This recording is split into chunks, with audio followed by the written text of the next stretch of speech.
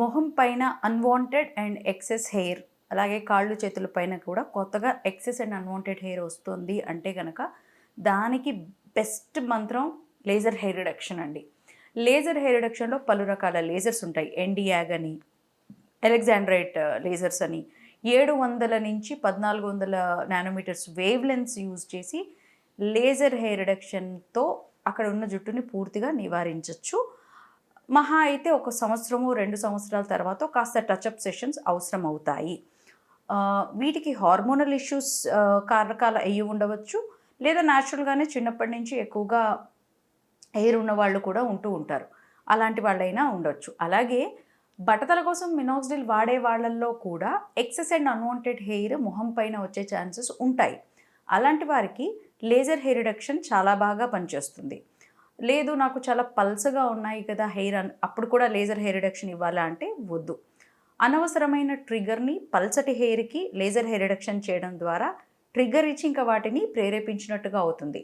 So basic minimum కోర్స్గా ఉందా అనేది చూసుకునే లేజర్ హెయిర్ రిడక్షన్కి ప్రొసీడ్ కావాలి. చాలామంది చిన్నపాటి సన్నటి వెంట్రుక ఉన్న తీసేయండి లేజర్ హెయిర్ రిడక్షన్తో అంటూ అడుగుతూ ఉంటారు. ఎప్పుడు లేతగా పల్సగా ఉన్న హెయిర్ మీద లేజర్ హెయిర్ రిడక్షన్ని చేయకూడదు. అటువంటి వాటికి బేసిక్ డర్మా ప్లేనింగ్ ఇలాంటివి బాగా హెల్ప్ అవుతాయి. షేవ్ చేయడం కానీ డర్మా ప్లేనింగ్ కానీ బాగానే హెల్ప్ అవుతాయి.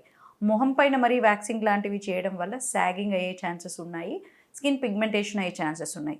కొంతమంది అయితే ఎపిలేటర్తో ఇలా 2-3 కదా అనేసి ఇలా లాగేస్తూ ఉంటారు. Never do that. చుట్టూ నల్లగా మరక ఏర్పడిపోయే ఛాన్సెస్ ఉంటాయి. సో వీలైనంత వరకు లేజర్ హెయిర్ రిడక్షన్నే మీరు ఆప్ట్ చేసుకోండి. హార్మోనల్ ఇష్యూస్ ఉన్నాయా అనేది చూసుకున్నాకే లేజర్ హెయిర్ రిడక్షన్కి వెళ్ళండి. ఎందుకంటే ఒక్కొక్కసారి లేజర్ హెయిర్ రిడక్షన్ తీసుకుంటుంటే మనకు ఒక 6-8 సెషన్స్ చెప్తారు. ఆ తర్వాత కూడా రిపీటెడ్గా వస్తూనే ఉంటుంది, వెళ్తూనే ఉంటాం క్లినిక్కి, అది ఎంతకీ తెగదు ఆ సెషన్స్ అనేవి. అలాంటప్పుడు ఖచ్చితంగా హార్మోనల్ ఇష్యూస్ ఉన్నాయనేది మీరు ఒకసారి ఆలోచించాలి.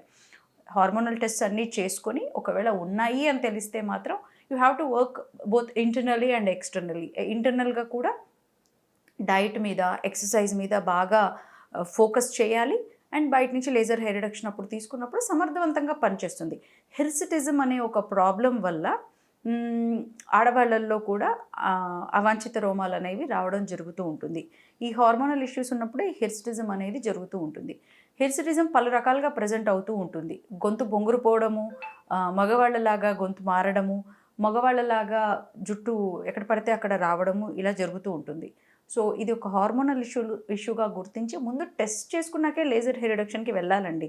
అది చిన్నప్పటి నుంచి ఉంది అని తెలిసినా కూడా better to get test done properly then go to this laser. Laser hair రిడక్షన్లో మన స్కిన్, ఆ చుట్టుపక్కల ఉన్న స్కిన్ని బట్టి ఆ వేవ్ లెంత్ని మారుస్తూ ఉంటారు. సేమ్ ఇప్పుడు పొట్ట పైన, కాళ్ళ దగ్గర, మొహం పైన ఒకే వేవ్ లెంత్ని వాడడానికి వీలు లేదు. సో ఇవన్నీ కూడా మీ డాక్టర్తో మీరు డిస్కస్ చేసుకుని నాకు ఎంత వేవ్ లెంత్ ఎక్కడ పెడుతున్నారు, ఎన్ని సెషన్స్ అవసరం పడుతుంది, నా బ్లడ్ టెస్ట్ సంగతి ఏంటి, మరి ఏదైనా హార్మోనల్ ఇష్యూ ఉండే అవకాశం ఉందా, ఇవన్నీ మీరు క్వశ్చన్ చేసుకోవడం అలవాటు చేసుకోవాలి. సో నివారణ మార్గాలంటే ఇవే. అంతేకాని ఇంట్లో క్రీమ్స్, ఆయింట్మెంట్స్ లేదా ప్యూమిస్ స్టోన్తో కూడా చాలామంది రుద్దేస్తూ ఉంటారు, రుద్దితే హెయిర్ పోతుందని. ఎప్పుడూ అలా అనుకోకండి. దానికంటే ఇంకా షేవింగ్ బెటర్. ఒక రకంగా షేవింగ్ బెటర్. చూడ్డానికి కాస్త దళసరిగా అనిపించినా కొత్తగా వచ్చేటప్పుడు నార్మల్గానే మళ్ళీ మొలుస్తూ ఉంటాయి. Shaving is the best thing if you can't afford laser hair reduction treatments.